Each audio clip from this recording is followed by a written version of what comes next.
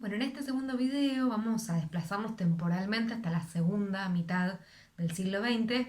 para trabajar con el contexto de surgimiento de las teorías del desarrollo. Lo que llamamos teorías del desarrollo o debate clásico acerca del desarrollo empieza a desarrollarse a partir de la segunda posguerra, o sea que a partir de este momento todas estas preguntas acerca del cambio, el crecimiento o el progreso de las sociedades van a empezar a cifrarse en un discurso sobre el desarrollo y se va a construir un campo de estudios específicamente dirigido a interrogar la temática. La preocupación principal de este campo de estudios tiene que ver con interrogar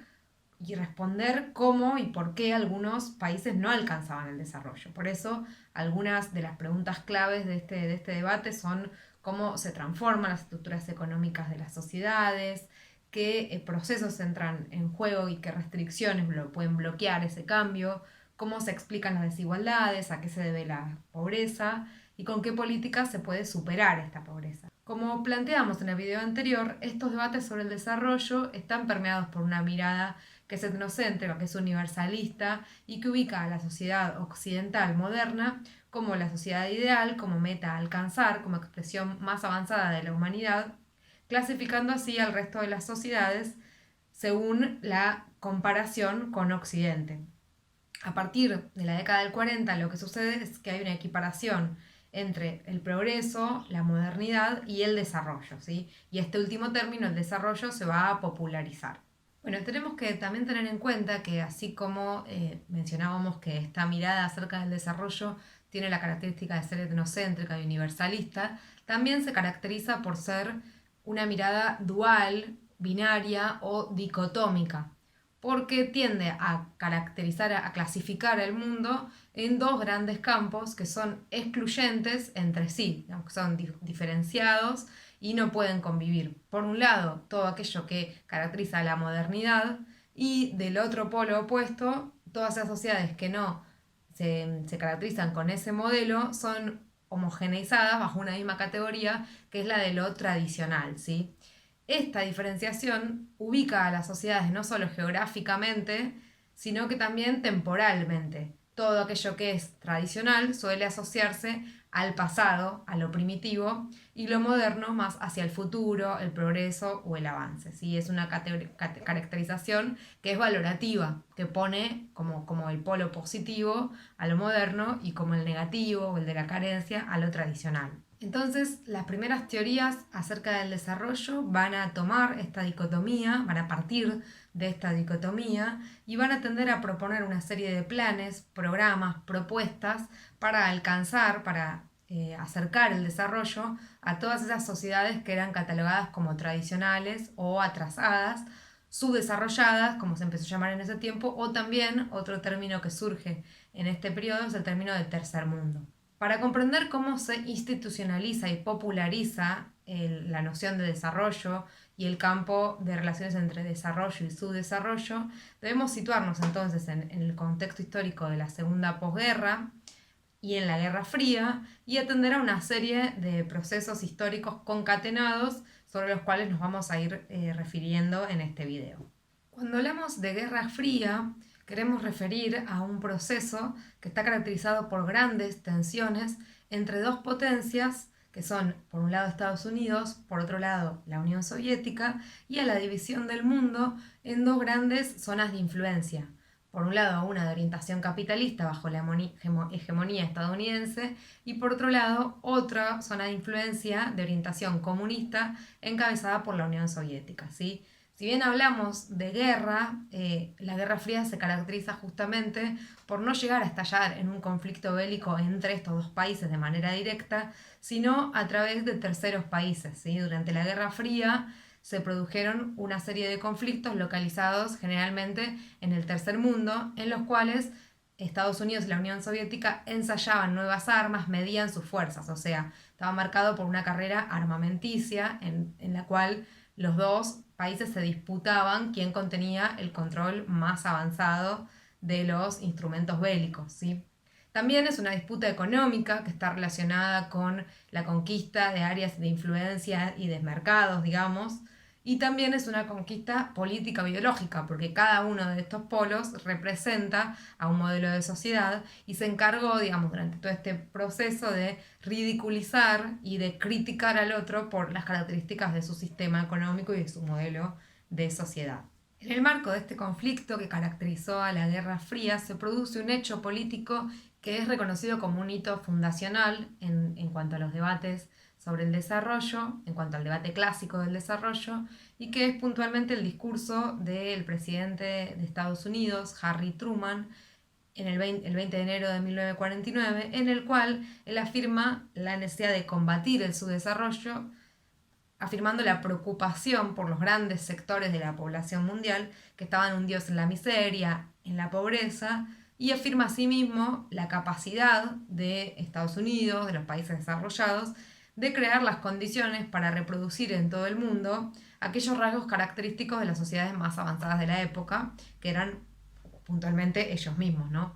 El discurso de Truman marcó un punto de inflexión en los debates sobre el desarrollo, porque a partir de este momento el término de desarrollo comienza a popularizarse y su discurso tuvo como respuesta académica el surgimiento de la sociología y la economía del desarrollo, así como también la expansión de una serie de programas destinados a asistir a las áreas pobres en el escenario internacional.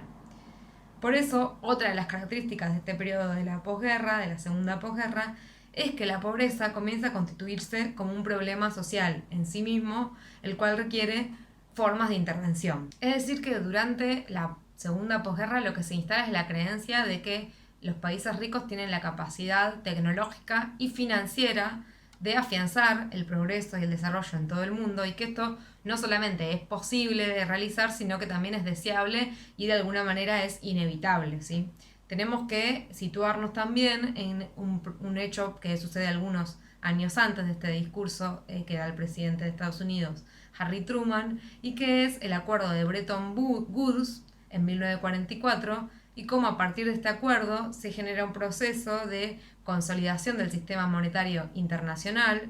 fundado en el dólar y en la creación de instituciones como el Banco Mundial, el Fondo Monetario Internacional, que van a dirigirse específicamente a brindar ayuda crediticia a lo largo de todo el mundo.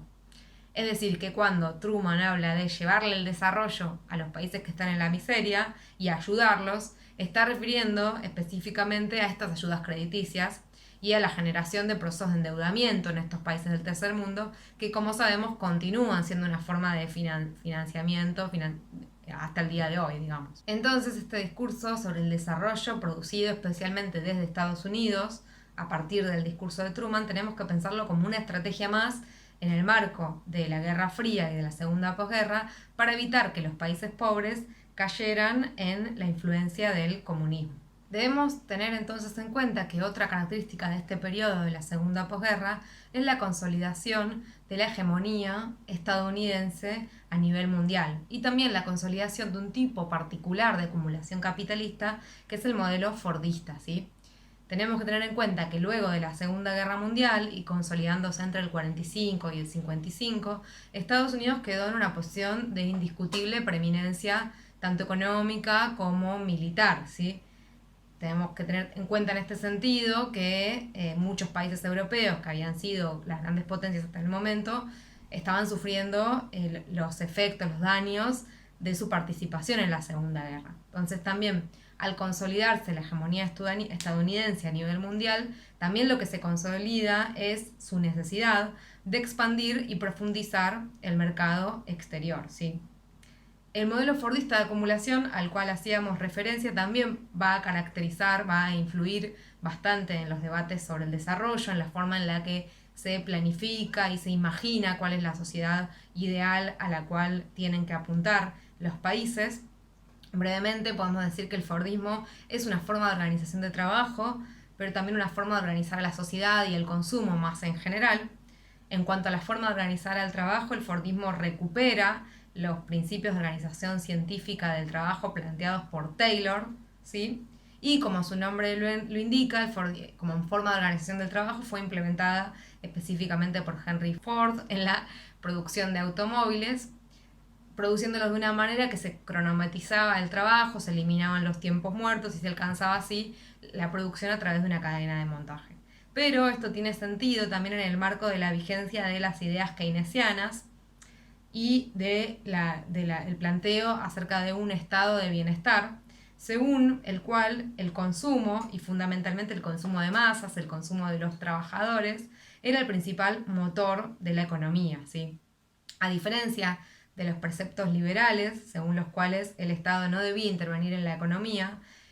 en el keynesianismo y en el fordismo, los modelos de sociedad están basados en generar empleo, mantener los salarios altos y de esta manera fomentar la demanda de bienes a la economía, lo cual va a ser un impulso y un estímulo a la producción. Estas ideas keynesianas cobran relevancia y se aplican en Estados Unidos puntualmente como una forma de salir de la crisis del 30, provocada por la caída de la bolsa, y son muy extendidas, son aplicadas a lo largo de todo el mundo en muchos países, generando también un proceso de crecimiento sostenido de la economía entre los años del 40 y el 70. ¿Sí? Por eso esa era es llamada como la edad de oro del capitalismo, y ahí también tenemos que situar los debates teóricos del desarrollo sobre los cuales nos vamos a detener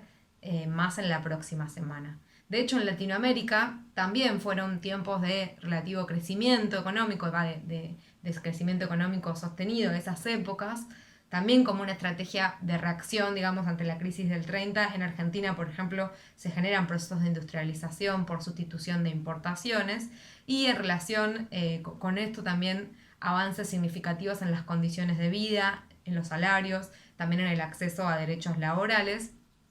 y procesos de demanda, de lucha por parte de estos trabajadores que van a movilizarse políticamente a amplios sectores de la sociedad. Y puntualmente, en el caso de Argentina y el peronismo, los nacionalismos, aquí se genera una postura que es de rechazo a esta política de bloques que se imponía en el marco de un mundo bipolar, y se producen posturas que son denominadas como posturas autonomistas, de no alineación, o en este país puntualmente de tercera posición, que suponen puntualmente resistirse a alinearse o aceptar esta política de bloques y la alineación a uno de los bloques, comunista o capitalista, planteando que esa política de alineamiento responde a los intereses de las potencias y atenta contra la soberanía de los países. En el marco, entonces, el surgimiento de estos nacionalismos, del surgimiento de estas políticas,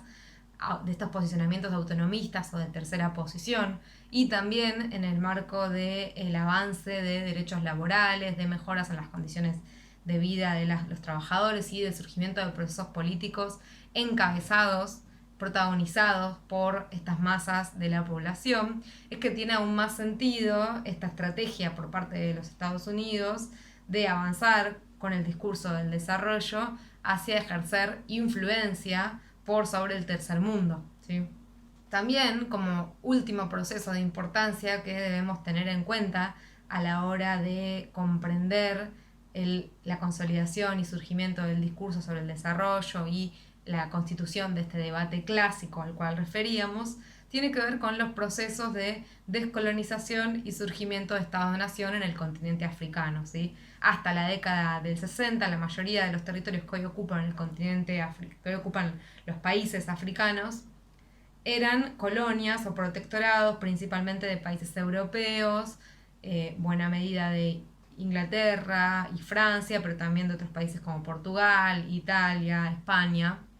Cuando estos países en la década del 60 puntualmente empiezan a atravesar procesos de independización, de independencia, en muchos casos los estados-nación que antes gobernaban estos territorios buscan la forma de continuar ejerciendo influencia a través de formas menos directas,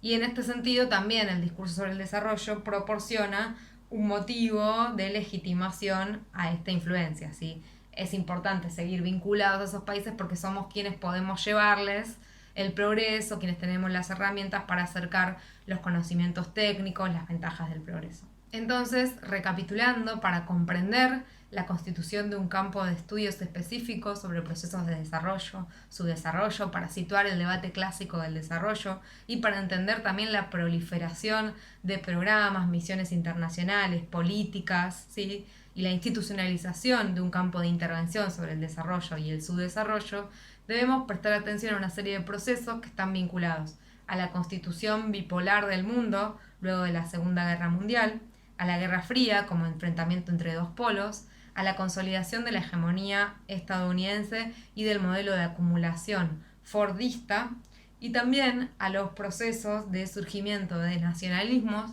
en algunos países de Latinoamérica, también de industrialización en estos países, y por último a los procesos de descolonización de África, ¿sí? Todo esto contribuye a constituir un campo científico sobre los procesos de desarrollo y su desarrollo, que hoy en día también podemos leer a este discurso como la voluntad de establecer control sobre poblaciones y territorios, ¿sí? Como estas metas supuestamente humanitarias de lucha contra la pobreza traen implícito el propósito de establecer nuevos controles sobre estos países, sobre sus recursos, sobre los acuerdos comerciales. De esta manera, podemos desde una perspectiva crítica ya tener en cuenta que el desarrollo es un instrumento de poder que permite ejercer influencia sobre determinados países y normativizar el mundo, produciendo un único ideal y meta a seguir a la hora de establecer procesos de cambio, de planificar los proyectos de nación, las formas de crecimiento de los países.